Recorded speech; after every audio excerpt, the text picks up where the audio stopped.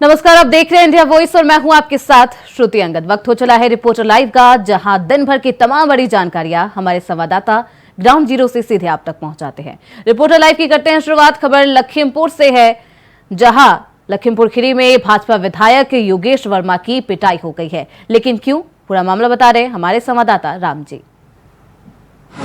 आज फिर एक घमासान जो एक युद्ध देखा गया है भारतीय जनता पार्टी के विधायक सदर विधायक योगेश वर्मा और लखीमपुर खीरी अर्बन कोऑपरेटिव के पूर्व सभापति के पति जो वकालत संघ के जिलाध्यक्ष हैं, यहाँ के वकील संघ के जिलाध्यक्ष हैं, उनके बीच में एक हाथापाई का वीडियो सोशल मीडिया पे वायरल हो रहा है। आपको बताते चलते हैं, अवधेश सिंह जो यहाँ लखीमपुर खीरी से अधिवक्ता संघ के अध्यक्ष हैं और वहीं जो चेयरमैन रही है लखीमपुर खीरी से अर्बन कोऑपरेटिव बैंक चेयरमैन, उनके पति के बीच में घमासान तरीके से एक पिटाई का वीडियो वायरल हुआ। साफ देखा जा सकता है कि विधायक की पिटाई जो सभापति के जो पति हैं वो लगा रहे हैं, उनके साथ कई समर्थक हैं जो विधायक को मार रहे हैं, जिसका वीडियो सोशल मीडिया पर वायरल हुआ है।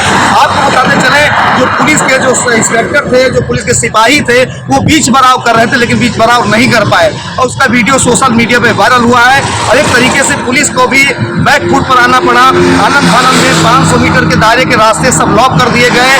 पब्लिक के जो विधायक के लोग थे वो मौके पर पहुंच गए। बैंक में जिंदाबाद विधायक के नारे लगाए जा रहे थे। वहीं आपको बता दें, सभापति का चुनाव होना है अर्बन कोऑपरेटिव बैंक में और बाकायदा जो विधायक हैं 3 दिन से लगातार जिला प्रशासन से गुहार लगा रहे हैं कि धांधलीबाजी हो रही है और बाकायदा जो उत्तर प्रदेश सरकार और पार्टी की तरफ से अभी तक कोई भी प्रत्याशी नहीं चुना गया है, लेकिन पुष्पा सिंह अपने को प्रत्याशी बता के धांधली करके चुनाव जीतना चाहती है। तो कहीं ना कहीं ये मामला अब ऊपर तक पहुंच गया है, मुख्यमंत्री तक के संज्ञान लेने वाले हैं। जो मामला लखीमपुर खीरी में वीडियो वायरल हुआ है, तो कहीं ना कहीं सरकार की भी किरकिरी देर होकर दिखाई पड़ रही है। एक रूलिंग पार्टी का विधायक बाकायदा सड़क पर पीट रहा है और उसको पीटा जा रहा है, जिसका वीडियो सोशल मीडिया पर वायरल हुआ है। वहीं विपक्ष के जो सांसद हैं आनंद भदौरिया, उनका भी बयान आया, उनका भी कहना गया है कि सरकार में विधायक सिर्फ नहीं सिर्फ है। लखीमपुर खीरी से इंडिया वॉइस से राम जी। वही हरियाणा के सीएम नायब सिंह सैनी दिल्ली पहुंचे, लेकिन क्यों, बता रहे हमारे संवाददाता कमल किशोर। हरियाणा में बीजेपी की जीत के बाद अब सरकार बनाने की कवायद शुरू हो गई है। यही वजह है कि नायब सिंह सैनी दिल्ली पहुंच गए। वहीं दिल्ली के हरियाणा भवन में पहुंचे हरियाणा में बीजेपी ने जीत की हैट्रिक लगा दी है। हरियाणा राज्य की कमान फिर से नायब सैनी संभालेंगे या नहीं, अभी इस पर सस्पेंस बना हुआ है। इसी बीच मुख्यमंत्री नायब सिंह सैनी और प्रदेश अध्यक्ष मोहन लाल भदौरी चंडीगढ़ से दिल्ली पहुंच गए। दोनों नेता हेलीकॉप्टर से एक साथ दिल्ली पहुंचे। बीजेपी के केंद्रीय गृह मंत्री अमित शाह, रक्षा मंत्री राजनाथ सिंह से उनके आवास पर उनके साथ मुलाकात की और राष्ट्रीय अध्यक्ष और केंद्रीय मंत्री जेपी नड्डा और प्रधानमंत्री मोदी से भी मुलाकात की। हरियाणा के मुख्यमंत्री नायब सिंह सैनी ने कहा कि पीएम मोदी की नीतियों का परिणाम है कि भाजपा तीसरी बार सरकार बनाने जा रही है। हमारी जीत का सबसे बड़ा कारण जमीनी स्तर पर लोगों को मिल रहा लाभ और उसके साथ हो। उन्होंने शपथ ग्रहण के सवाल पर कहा कि इसका फैसला संसदीय बोर्ड करेगा। वीडियो जर्नलिस्ट के साथ मैं Kamal Kishore, India Voice, Delhi. Reporter live में बढ़ते आगे। खबर अलीगढ़ से है, जहां मुंबई से आई फॉर्च्यून कंपनी की टीम ने छापामार कार्रवाई की है। लेकिन क्यों ये कार्रवाई की गई, बता रहे हमारे संवाददाता मोहम्मद शहनवाज। मुंबई से आई निजी ऑयल कंपनी के द्वारा अलीगढ़ में क्षेत्रीय पुलिस के साथ छापेमार कार्रवाई की गई है। अलीगढ़ के थाना डेलीगेट क्षेत्र में मुंबई से आई एफडीए की टीम के द्वारा क्षेत्रीय पुलिस के साथ नकली ऑयल बनाने वालों पर छापेमार कार्रवाई करते हुए 2 दुकानदारों के यहां से 8 कार्टून पकड़े गए हैं, जिसमें 1 लीटर के नकली ऑयल के पैकेट बरामद हुए हैं। इधर पूरे मामले में एफडीए की टीम के द्वारा, जो कि मुंबई से आई है, उसके द्वारा पुलिस के साथ मिलकर तहरीर देकर एफआईआर दर्ज कर कार्रवाई की मांग की जा रही है। इधर एफडीए टीम यानी मुंबई से आई टीम के द्वारा जानकारी देते हुए बताया गया कि उनके द्वारा आज अलीगढ़ में छापेमार कार्रवाई की गई है, जहां 2 दुकानदारों के यहां से 8 कार्टून नकली ऑयल के बरामद हुए हैं। जिसके बाद उनके द्वारा और भी बताया गया कि ये सूचना उनको प्राप्त हुई थी, जिसके बाद उनके द्वारा अलीगढ़ में छापेमार कार्रवाई की गई है। उनको ये भी शक है कि पूरे जिले में और भी जगह इस तरीके का कार्य चल रहा है, जहां पर ऑयल कंपनी का नाम लेकर नकली ऑयल बेचा जा रहा है। हालांकि इस मामले को लेकर क्षेत्रीय पुलिस के साथ उनके द्वारा कार्रवाई की बात कही गई है। पूरे जिले में इस छापेमार कार्रवाई को आगे बढ़ाने की बात भी सामने आई है। साथ ही टीम का ये भी कहना है कि ये ऑयल कौन लोग हैं जो नकली ऑयल बना रहे हैं और कंपनी का रेपर इस्तेमाल कर रहे हैं। पुलिस की सहायता से उन तक पहुंचने का प्रयास किया जाएगा। कहां से ये ऑयल आ रहा है, किस तरीके से इन पर पहुंच रहा है। हालांकि 2 दुकानदारों के पास से 8 कार्टून बरामद कर ये किए गए हैं। इधर एफडीए टीम का ये भी कहना है कि जिस तरीके से ये लोग जहां से ये बनकर आ रहा है उसको लेकर कार्रवाई की मांग करेंगे। फिलहाल इनके द्वारा क्षेत्रीय पुलिस को तहरीर देकर एफआईआर दर्ज कार्रवाई की मांग की गई है। अलीगढ़ से मोहम्मद शाहनवाज, इंडिया वॉइस। खबर आगरा से है, जहां पुरातत्व अधीक्षक राजकुमार पटेल के खिलाफ मुकदमा दर्ज किया गया है। लेकिन क्यों, खबर पर ज्यादा जानकारी दे रहे हैं हमारे संवाददाता जिशान अहमद।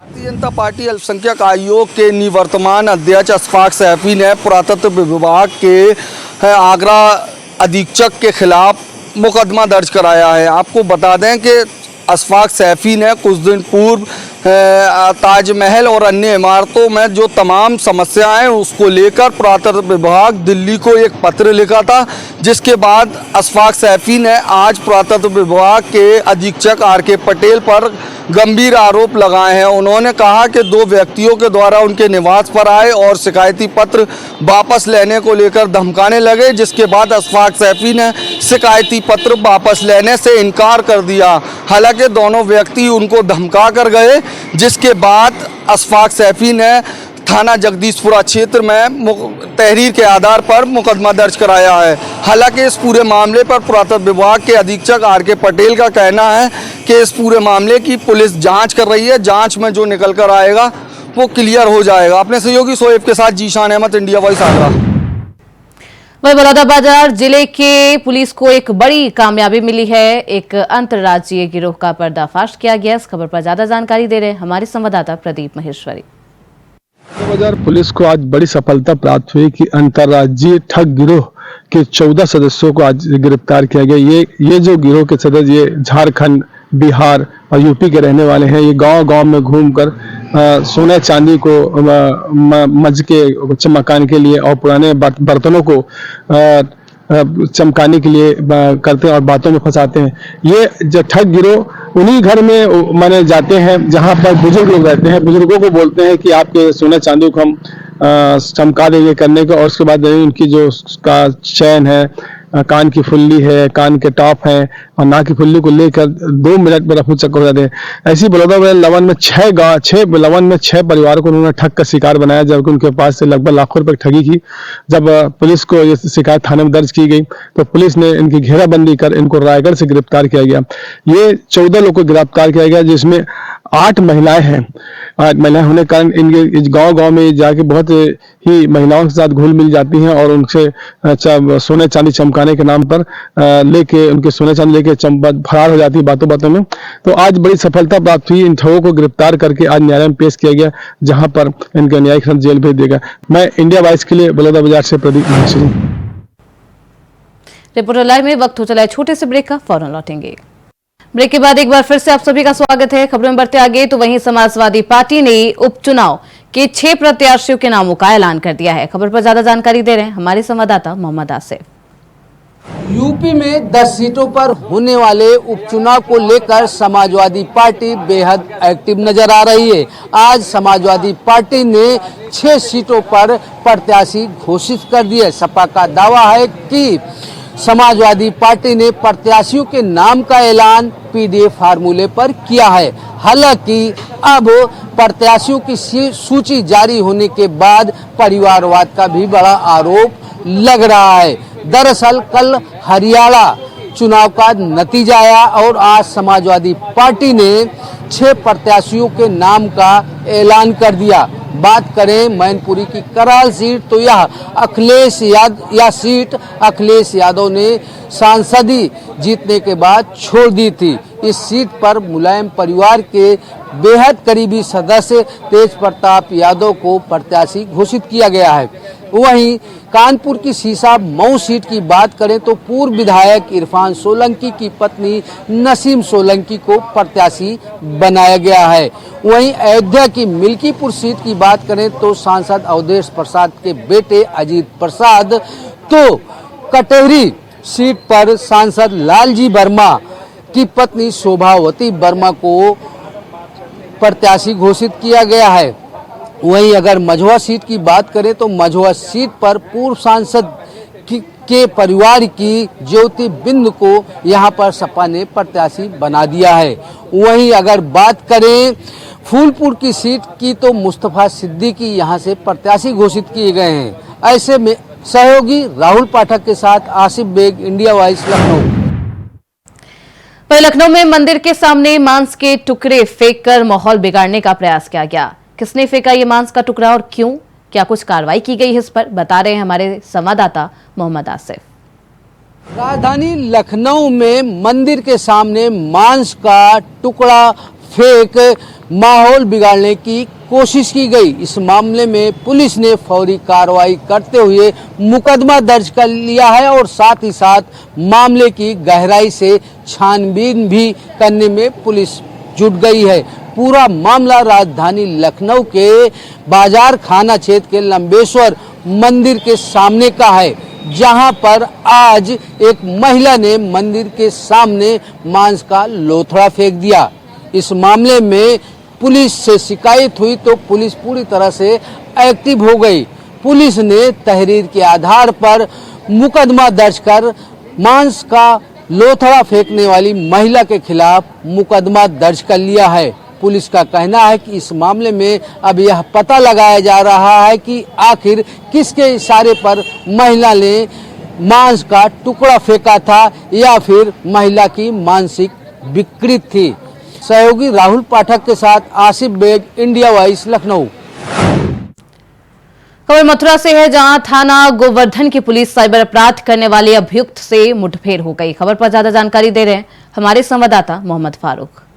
मथुरा के नौझील कस्बा में एक विवाद उत्पन्न हो गया, जिसमें दुर्गा मां का मंदिर बताते हुए श्री कृष्ण जन्मभूमि के पक्षकार दिनेश शर्मा कई लोगों के साथ वहां पहुंच गए और उन्होंने वहां पर जो कब्रें मुस्लिम पक्ष बता रहा है, वहीं जो है हिंदू पक्ष वहां पे दुर्गा मंदिर बता रहा है, क्योंकि वहां जो है इसका एक विवाद चल रहा है और नौझील क्षेत्र में इस विवाद को लेकर एक मुकदमा जो है विचाराधीन है और मुकदमा की दोनों पक्ष की ओर से पैरवी की जा रही है।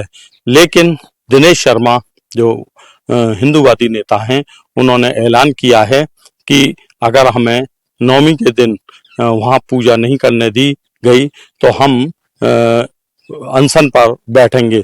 उन्होंने इस आशय का एक ज्ञापन भी जिलाधिकारी को माध्यम से डिप्टी कलेक्टर को सौंपा है और उन्होंने सीएम से भी मांग करी है कि हमें वहां पर नवमी पर पूजा करने की अनुमति दी जाए। लेकिन पुलिस और प्रशासन हरकत में आ गया है। पुलिस प्रशासन LIU है, वो इस पर नजर बनाई हुई है। पुलिस कर्मियों की भी उस स्थल पर ड्यूटी लगा दी गई है, जिससे कि माहौल खराब ना हो। इंडिया वॉइस के लिए मैं मोहम्मद फारूक, मथुरा। खबर रायबरेली से है, जहां ट्रेन को एक बार फिर से डिरेल करने की कोशिश की गई। क्या कुछ खबर है, ज्यादा जानकारी दे रहे हैं हमारे संवाददाता राजू श्रीवास्तव। में एक बार फिर ट्रेन को डिरेल करने की साजिश नाकाम साबित हुई। बता दें, पूरा मामला रायबरेली जिले के बेनीगामा गांव के पास का है, जहां पर ट्रेन दरियापुर और लक्ष्मणपुर के बीच में जा रही थी। तभी अचानक जैसे इंजन क्रॉस हुआ, बड़ी आवाज आई, जिसके बाद लोको पायलट ने सूझबूझ का परिचय देते हुए ट्रेन को खड़ी कर दिया और जिसके बाद ट्रेन के ड्राइवर द्वारा देखा गया कि रेल की पटरी के पास में स्लीपर को रखा गया था। इस पूरे घटना की सूचना ड्राइवर के द्वारा उच्च अधिकारियों को दी गई तो घटना की सूचना मिलते ही आरपीएफ ऊंचाहार और रेल विभाग के जिम्मेदार लोग वहां पर पहुंच गए। हालांकि इस पूरे मामले की पड़ताल करने में आरपीएफ ऊंचाहार जुट गई है और 3 लोगों के विरुद्ध अज्ञात मुकदमा पंजीकृत करके तफ्तीश की जा रही है। हालांकि अभी किसी नतीजे पर आरपीएफ ऊंचाहार नहीं पहुंची है, लेकिन रेलवे विभाग के कर्मचारियों की माने तो एक बड़ी घटना को अंजाम देने की साजिश रची गई थी और लोको पायलट की सूझबूझ के चलते इस घटना को नाकाम कर दिया गया। Raju Tiwari, India voice, Raebareli. वहीं सुल्तानपुर में केंद्रीय मंत्री अमित शाह पर टिप्पणी मामले में कांग्रेस नेता राहुल गांधी के मामले में आज कोर्ट में क्या कुछ सुनवाई हुई, बता रहे हमारे संवाददाता शैलेश श्रीवास्तव। सुल्तानपुर की एमपी एमएलए कोर्ट में आज मानहानि मामले में सुनवाई होनी थी। आपको बता दें, करीब 6 साल पुराने मामले में कर्नाटक विधानसभा के दौरान राहुल गांधी, जो कि कांग्रेस नेता में इस समय विपक्ष में है, आपको बता दें उनके द्वारा केंद्रीय मंत्री अमित शाह पर अभद्र टिप्पणी की थी। उससे आहत होकर सुल्तानपुर के तत्कालीन जिला उपाध्यक्ष विजय मिश्रा ने एक परिवाद दाखिल किया था, जिसकी सुनवाई लगातार चल रही है। आपको बता दें 26 जुलाई को सुल्तानपुर की एमपी एमएलए कोर्ट में कांग्रेस नेता राहुल गांधी हाजिर हुए थे, जहां पर उन्होंने अपना बयान दर्ज कराया था। आपको बता दें कोर्ट ने इसका संज्ञान लेते हुए वादी मुकदमा विजय मिश्रा को साक्ष्य प्रस्तुत करने के लिए 5 सितंबर की डेट दी थी। जबकि आपको बता दें लगातार डेटें चल रही हैं और कोर्ट ने 5 अक्टूबर की डेट दी हुई थी, जिसमें विजय मिश्रा की तबीयत खराब होने के चलते सुनवाई नहीं हो सकी थी। लेकिन आज जो डेट है 9 तारीख 9 अक्टूबर, उसमें भी साक्ष्य प्रस्तुत करने की डेट दी गई थी। लिहाजा कोर्ट में विजय मिश्रा ने ऑडियो और वीडियो कैसेट के माध्यम से एक सीडी भेजी है, जिसका कोर्ट ने संज्ञान लिया है। वादी मुकदमा और राहुल गांधी के जो अधिवक्ता हैं, उनके वकील ने जिरा किया है और आगामी शेष जिरा जो 17 अक्टूबर लगा दी गई है। सुल्तानपुर से शैलेश श्रीवास्तव, इंडिया वॉइस। वहीं देहरादून में देश में वन्य जीव अंगों की अवैध तस्करी के मामले में एक तस्कर को गिरफ्तार किया गया है। खबर पर ज्यादा जानकारी दे रहे हैं हमारे सहयोगी धनराज गर्ग।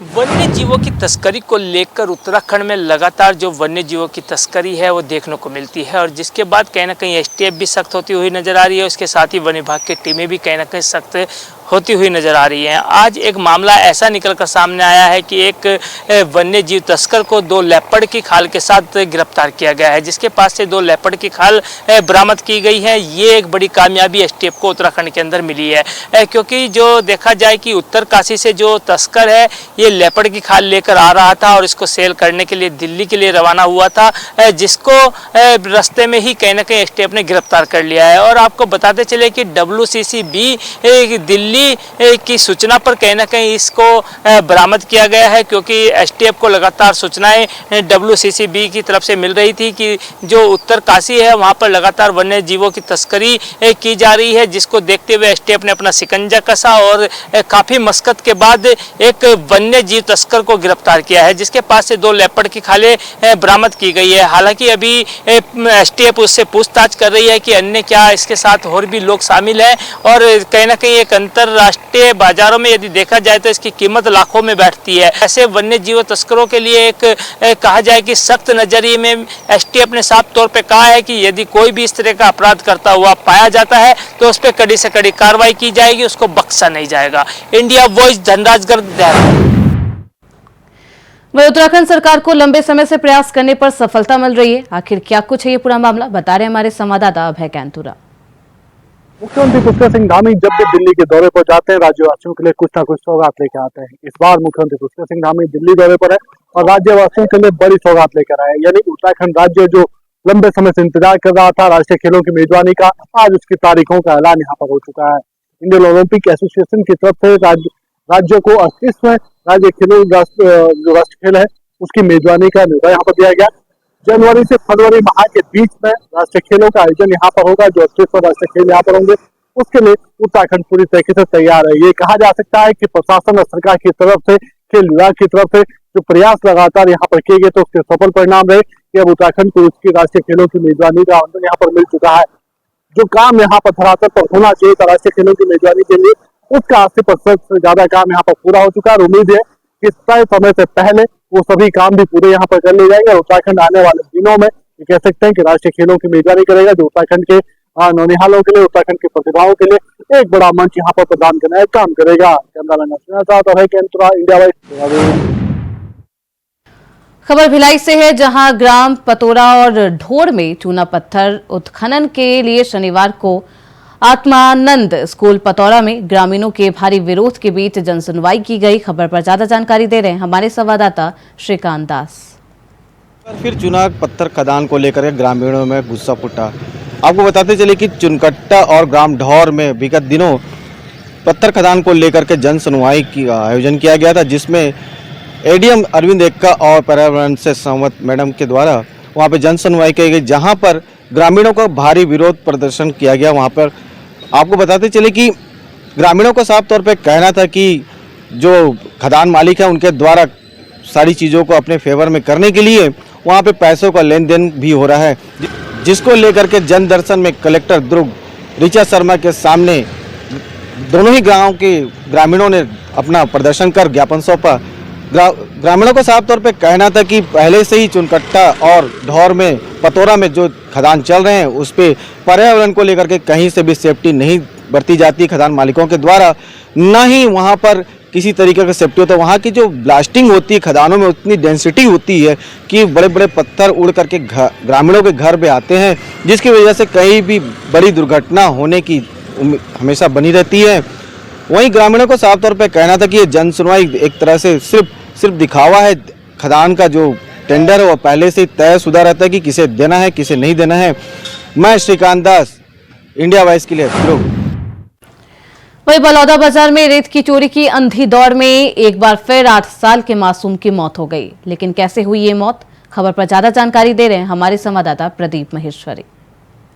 माफियाओं के हौसले इतने बुलंद हैं कि वो किसी की परवाह नहीं करते और आए दिन यहाँ पर गांव के लोग मौत के काल में घुस जाते हैं। परसों एक ऐसी मामला हुआ जब मुड़ियाडी घाट से एक ट्रैक्टर रेती भरकर भाग रहा था और 8 साल के कार्तिकेश घितिलय को रौंदते हुए भाग गया। गांव के लोगों ने पीछा करके उस ट्रैक्टर को पकड़ा, उसके बाद उसके ट्रैक्टर को जब्त बनाने के बाद वहां पर धरने में बैठ गए और कसडोल के विधायक संदीप साहू आए, उनके पीड़ित परिवार के साथ बैठ के 5 घंटे तक रोड में बैठकर प्रशासन को यह जागाने का काम किया कि आए दिन यहाँ पर, जबकि भी घाट बंद है, 10 अक्टूबर को घाट खुलेगी नियमानुसार, और उसके बाद भी आए दिन यहाँ पर रेती की चोरी हो रही है, लेकिन प्रशासन बिल्कुल ध्यान नहीं देता।